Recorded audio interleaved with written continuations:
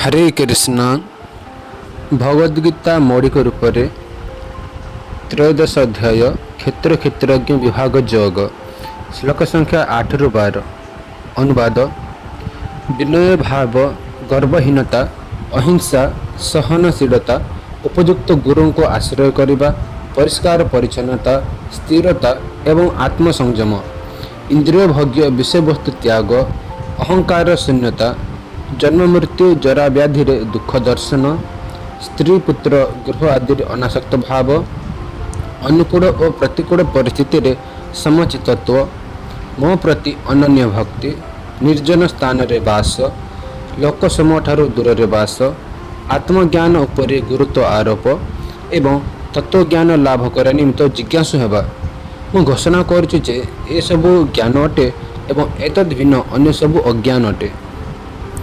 भावार्थ श्रीला प्रभुपादं द्वारा श्रीला प्रभुपादं के जय।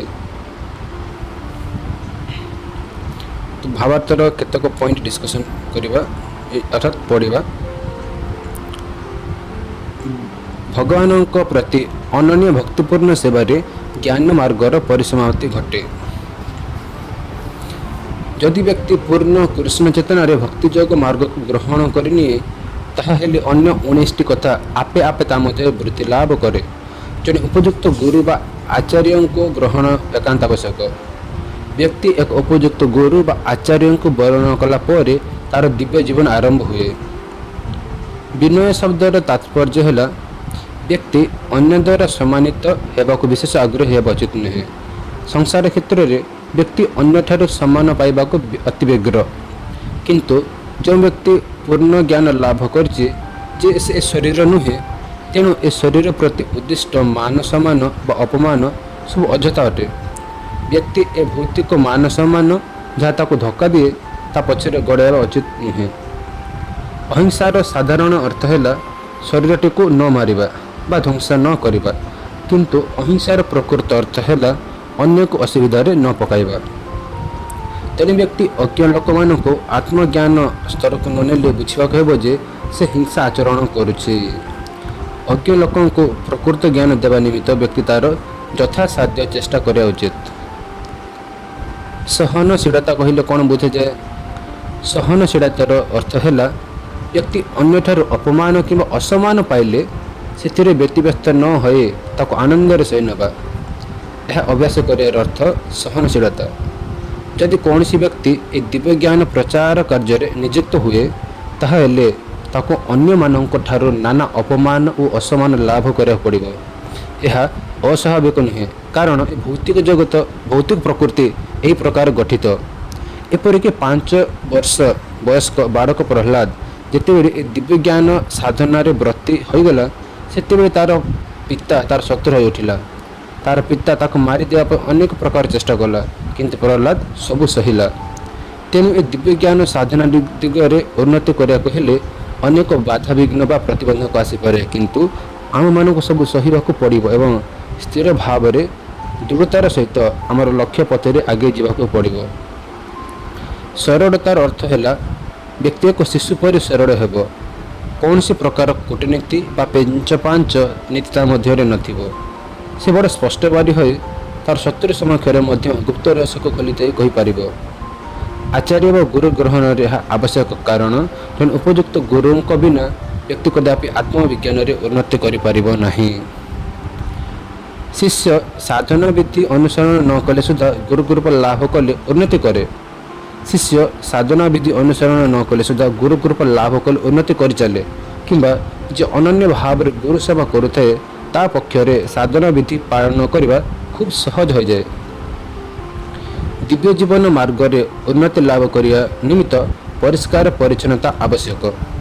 2 प्रकार परिष्कार परिच्छन्नता अच्छे, बाह्य शुचि और अंतर शुचि। बाह्य शुचिर अर्थ है स्नान करने, किंतु अंतर शुचि निमित्त व्यक्ति को बराबर हरे कृष्ण कृष्ण कृष्ण हरे हरे हरे राम राम राम हरे हरे कीर्तन करा पड़ो एवं कृष्ण चिंता करा पड़ो।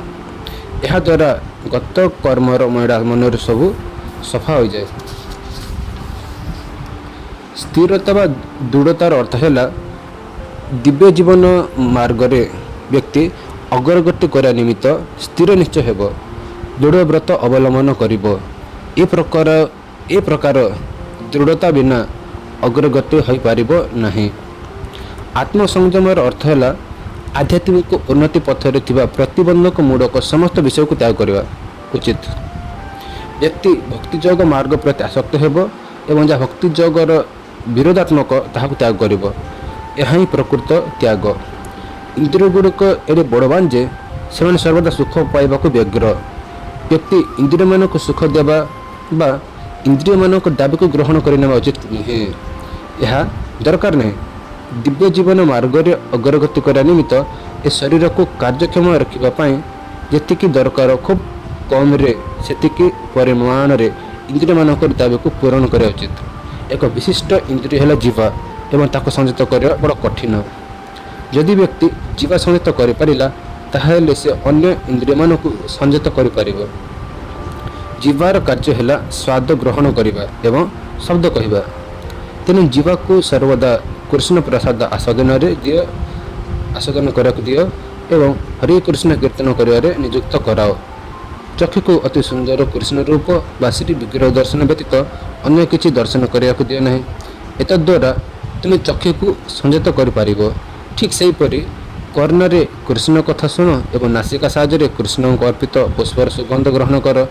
ଏହା ହେଉଛି ଭକ୍ତିଯୋଗ ବିଧି ଏବଂ ଏଠାରେ ଏହା ହିଁ ପରିଷ୍କାର ଭାବରେ ବୁଝାଯାଉଛି ଯେ ଭଗବଦ୍ ଗୀତା କେବଳ ଭକ୍ତିଯୋଗ ବିଜ୍ଞାନ ପ୍ରଚାର କରୁଛି। ଭକ୍ତିଯୋଗ ହେଉଛି ଏକମାତ୍ର ଯୋଗମାର୍ଗ ଓ ଲକ୍ଷ୍ୟ। ଭଗବଦ୍ ଗୀତାରେ ଭକ୍ତିଯୋଗ ବିଜ୍ଞାନ ବ୍ୟତୀତ ଅନ୍ୟ କିଛି କଥା ନାହିଁ। ମିଥ୍ୟା ଅହଙ୍କାରର ଅର୍ଥ ହେଲା ଏ ଶରୀରକୁ ସର୍ବସ୍ୱ ଆତ୍ମା ବୋଲି ଜ୍ଞାନ କରିବା। ଯେତେବେଳେ ବ୍ୟକ୍ତି ଏହି କଥା ବୁଝିପାରେ ଯେ ସେ ଶରୀର ନୁହେଁ, ସେ ହେଉଛି ଚିଦାତ୍ମା, ସେତେବେଳେ ସେ କଥାଟା ଠିକ୍ ବୁଝେ ଏବଂ ତାହା ହିଁ ପ୍ରକୃତ ଅହଙ୍କାର। ଆମେମାନେ ଅହଙ୍କାରକୁ ତ୍ୟାଗ କରିପାରିବା ନାହିଁ, କାରଣ ଅହଙ୍କାରର ଅର୍ଥ ହେଉଛି ସମୀକରଣ। ଅବଶ୍ୟ ଆମେମାନେ ଅହଙ୍କାରକୁ ଏ ଶରୀର ସହ କରାଯାଉଥିବା ମିଥ୍ୟା ସମୀକରଣକୁ ତ୍ୟାଗ କରିବା ଉଚିତ। ଅର୍ଥାତ୍ ବ୍ୟକ୍ତି ଏ ଶରୀରକୁ ସର୍ବସ୍ୱ ଆତ୍ମା ବୋଲି ଭାବିବା ଉଚିତ ନୁହେଁ, ଏ ଭାବନାକୁ ତ୍ୟାଗ କରିବା ଉଚିତ।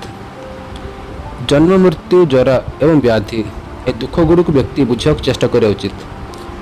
ଜନ୍ମ ହେଉଛି ଦୁଃଖପୂର୍ଣ୍ଣ। ଯେଣୁ ଆମେମାନେ ଭୁଲି ଯାଉଛୁ ମାତୃଗର୍ଭରେ ଆମେମାନେ କି ଦୁଃଖ ଯନ୍ତ୍ରଣା ପାଇଥିଲେ, ତେଣୁ ଆମେମାନେ ବାରମ୍ବାର ଏ ଜନ୍ମ ମୃତ୍ୟୁ ସମସ୍ୟାର ସମାଧାନ ପାଇଁ କିଛି କରୁନାହୁଁ। ଜନ୍ମ ମୃତ୍ୟୁ ଜରା ଓ ବ୍ୟାଧିର ଯନ୍ତ୍ରଣାକୁ ବିଚାର କରି ଆମେମାନେ ଏ ଭୌତିକ ଜୀବନ ସମ୍ବନ୍ଧରେ ନୈରାଶ୍ୟ ଭାବ ପୋଷଣ ନ କଲେ ଆମେମାନେ କଦାପି ଦିବ୍ୟ ଜୀବନ ପଥରେ ଅଗ୍ରଗତି କରିବା ନିମିତ୍ତ ପ୍ରେରଣା ଲାଭ କରିପାରିବା ନାହିଁ। ସ୍ତ୍ରୀ ପୁତ୍ର ଗୃହ ଆଦିରେ ବୈରାଗ୍ୟର ଅର୍ଥ ଏହା ନୁହେଁ ଯେ ବ୍ୟକ୍ତିର ସେମାନଙ୍କ ପ୍ରତି ହୃଦୟରେ କୌଣସି ସ୍ନେହ ଭାବ ରହିବ ନାହିଁ। ସେମାନେ ସ୍ୱାଭାବିକ ସ୍ନେହପୂର୍ଣ୍ଣ, କିନ୍ତୁ ଯେତେବେଳେ ସେମାନେ ଆଧ୍ୟାତ୍ମିକ ସାଧନା ପଥରେ ଅନୁକୂଳ ନ ହୋଇ ପ୍ରତିକୂଳ ଅବସ୍ଥା ସୃଷ୍ଟି କରନ୍ତି, ସେତେବେଳେ ବ୍ୟକ୍ତି ସେମାନଙ୍କ ପ୍ରତି ଆସକ୍ତ ହେବା ଉଚିତ ନୁହେଁ।